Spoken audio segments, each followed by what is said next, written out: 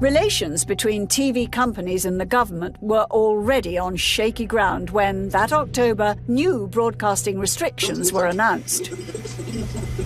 They may have started with understandable intentions, but would end in farce, and one of the most notorious infringements of British press freedom. Good evening. The government has banned anyone who speaks in support of Irish terrorism from doing so on television or radio in this country.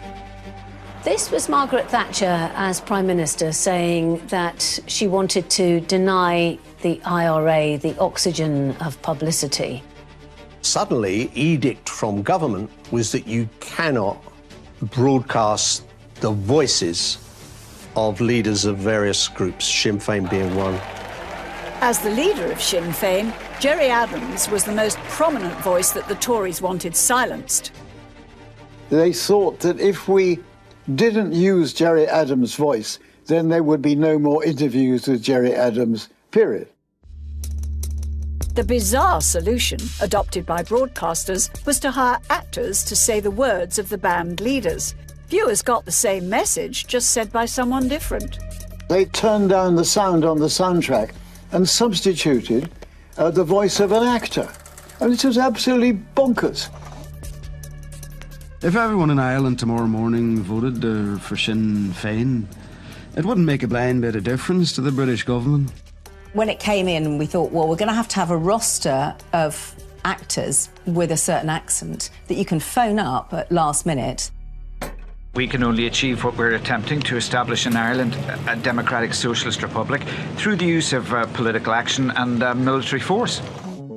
And so in the end, it was just a total nonsense.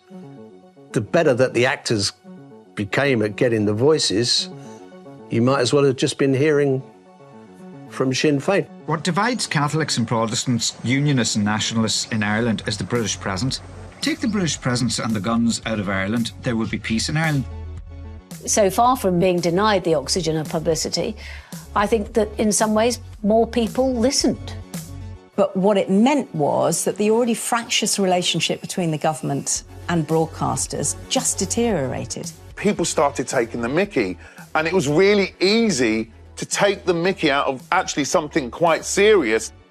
Earlier today, I spoke to their deputy leader, Rory O'Connor, who under broadcasting restrictions must inhale helium to subtract credibility from his statements. So you do support this campaign of violence? Sinn Féin is a legitimate political party. I regard it as one of the craziest episodes in the history of television news.